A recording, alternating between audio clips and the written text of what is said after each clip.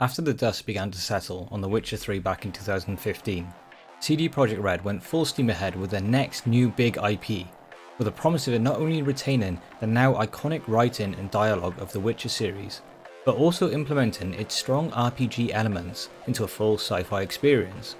Despite feeling like The Witcher 3 only came out yesterday, 5 years have now passed, and we are finally able to get our hands on this new sci-fi epic with all the hype leading up to this very moment.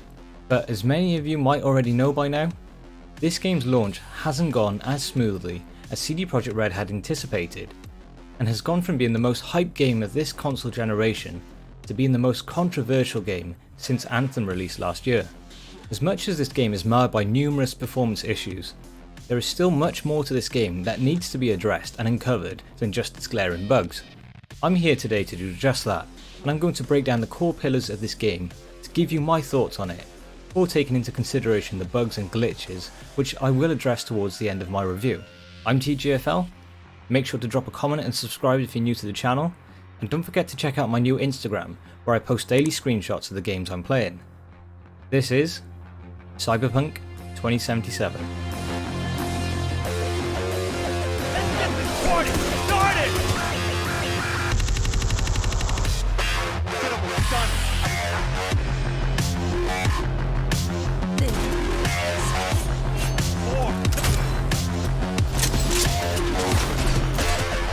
Don't tell him nothing. Don't get involved. This muck is deeper than you think.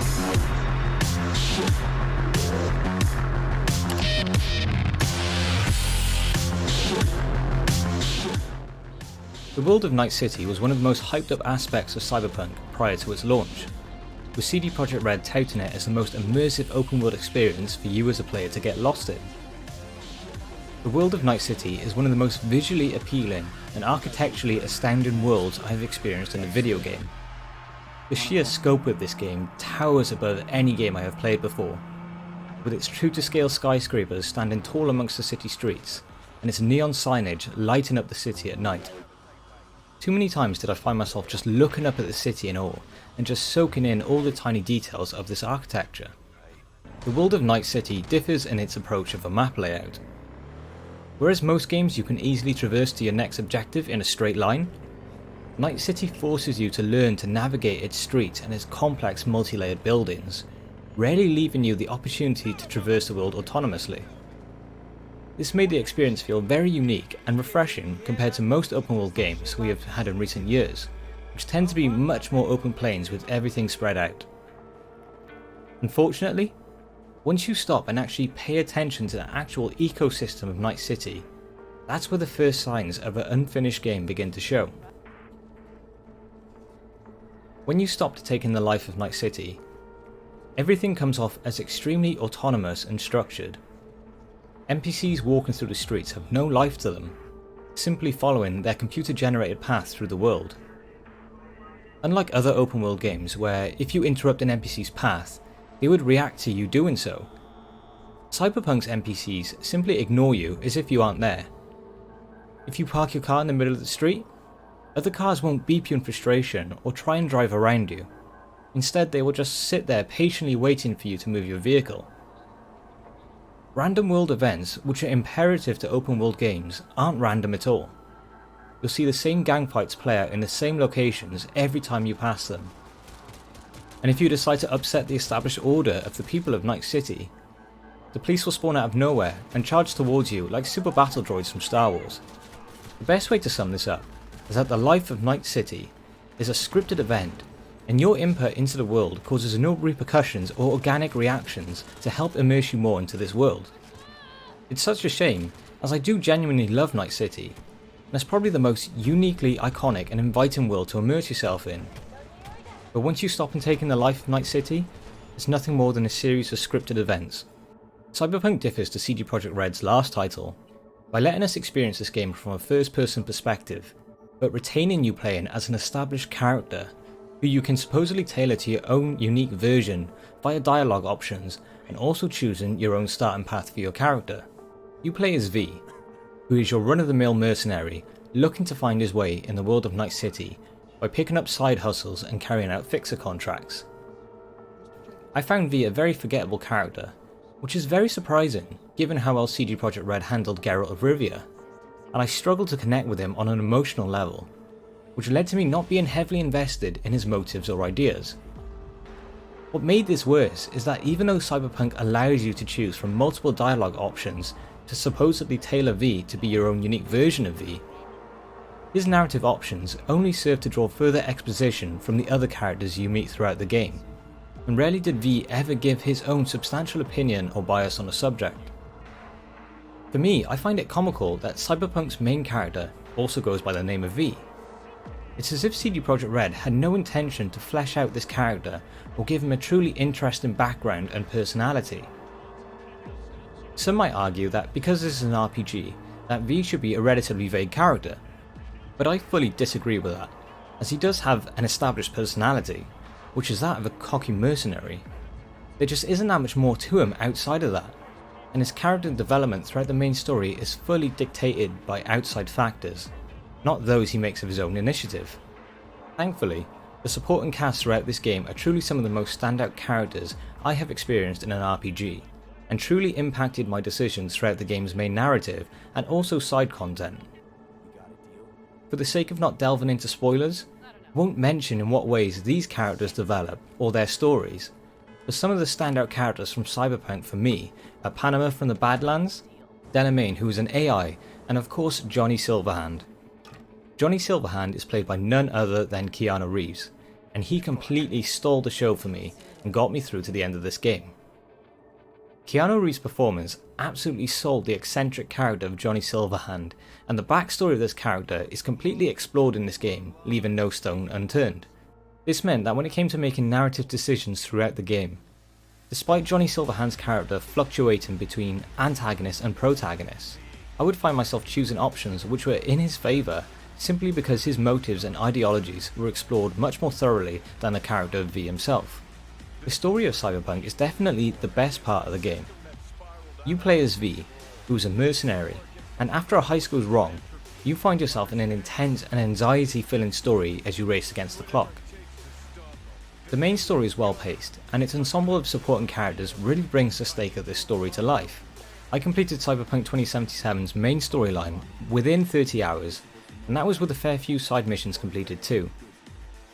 I preferred the main storyline being more condensed, as it kept the tension high enough and all the plot moments moving at an ideal pace, which leads to a much more enticing narrative. There are a few different endings to the game, being that it is an RPG, and I feel each one is conclusive and satisfying instead of it feeling like there is one good ending and one bad ending.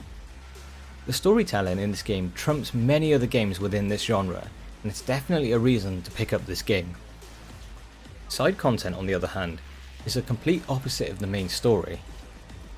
Much of the side missions are there to further develop the supporting characters of the main story, and each character's story arc can last up to around 2 hours. Each one further engages your emotional investment in these characters, and in terms of quality, they are as good as the main story. Outside of these character side missions, you have your typical side missions, which are expected in any open world game. These range from helping the police by taking out gangs, completing fixer contracts, which can be a mixture of assassination missions and retrieving goods, and competing in races. Each of these never tend to take too long to complete and are fun experiences. However, the game is constantly throwing more and more missions at you, to the point where your objective screen is just a list of uncompleted tasks for you to do. Similar to the same annoyance you have with GTA Online, you are constantly being called by characters in the game to go off and run errands or carry out contracts, to the point that it feels like Cyberpunk is trying to pull you away from its main narrative. Now, normally in an open world game, this would be fairly acceptable, if not expected. However, given that the main narrative constantly puts this convincing pressure on you as a player that you are racing against the clock, there is no time to be caught up in other activities. It feels incredibly jarring to get lost in these side activities, and it breaks up the immersiveness of V's goals in the game. Now, this might feel like a nitpick to some, but when V is off gallivanting in races for 2 hours, to then come back to the main narrative to be told you only have 2 days left before time runs out, it makes the overall pacing and structure feel completely discombobulated, as if you're playing two different games. Now this might feel like a nitpick to some, but when V is off gallivanting in races for 2 hours, to then come back to the main narrative to be told you only have 2 days left before time runs out, it makes the overall pacing and structure feel completely discombobulated, as if you're playing two different games. How this could have been fixed is if instead of the game only reminding you during the main storyline that you're running out of time, CD Projekt Red could have introduced something similar to what we see in Dead Rising, with the in-game countdown till V runs out of time to complete his objective. This would allow you to partake in side content, which would not feel like it was taking place outside of the main narrative. Progression in Cyberpunk 2077 is an unnecessary minefield of arbitrary and mundane tasks. There are 3 core pillars of progression in Cyberpunk. The first is your character level, which is pretty typical of any RPG. This increases just by taking part in the main story and racking up kills. A higher character level enables you to take on harder missions and also tougher enemies. This is something I will come back to when I'm talking about combat. The second area of progression is your attributes and skill points. Skill points are awarded to you from completing objectives in the game and by leveling up your character. Once you have a skill point, you can choose to invest it into a few different categories, such as Assault, Cyber or Cool, which is basically stealth. After doing this, you can delve further into each skill tree to unlock further abilities with your attribute points. The majority of these skill trees are made up with passive abilities, which will increase your percentage of damage on certain attacks aligned with that skill tree. They also contain new character abilities, which you can unlock once you've invested enough points, but unfortunately there are very few abilities that had an everlasting impact on my gameplay and encouraged me to tackle enemies in a different way. Assassin's Creed Valhalla had a very similar skill system, with much fewer skills going to passive abilities, but when you did unlock a new skill, it definitely impacted and changed the way I played. The same cannot be said for Cyberpunk. The third and final area of progression is your street cred. Street cred is leveled up by taking part in side activities throughout Night City, which enables you to unlock more contracts and side content, as well as discounts at vendors. This is probably the most pointless progression area, as there is very rarely any reason to actually spend money at vendors, as the prices are so high, and because gear is also level gated, you are constantly picking up new items as you progress through Night City. And that is probably the worst part of progression in this game. The items and inventory in Cyberpunk are tied directly to stats. Like any RPG, you are constantly picking up loot as you progress through the world, which is okay at first, as this encourages you to try out all the weapons the game has to offer to find your best playstyle. However, after settling on a loadout or playstyle that you like, you are unable to easily stick with it, as your gear becomes very quickly underpowered as you level up and take on tougher enemies as you progress, which means you constantly find yourself having to change to a loadout with higher stats, even if you don't want to use it. There is a crafting system that you can use to upgrade your gear to your level, but the economy in this game is so unbalanced that you rarely have an abundance of resources available so that you can keep your favourite loadout up to par. This model of loadout leveling has been handled far better in other RPGs, and it's a real shame that Cyberpunk didn't get this right at launch, as it made my time playing through this game extremely uneven.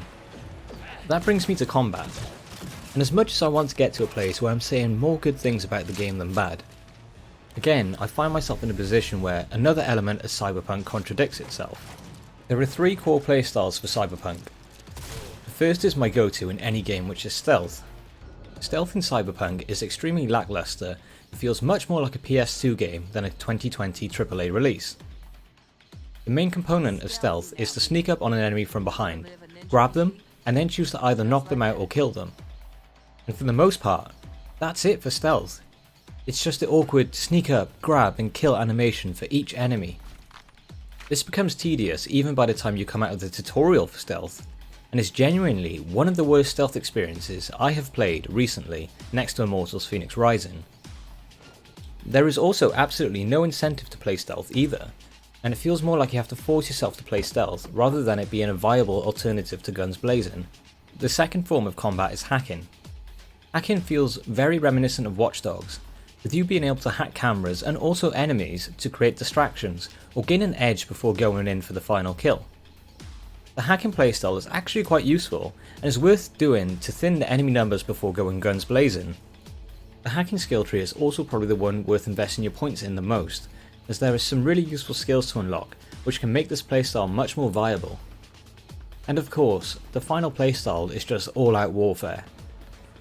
Going guns blazing is definitely a blast in this game, and that is because the shooting mechanics and variety of guns in Cyberpunk are solid and definitely up to scratch with other first person shooters.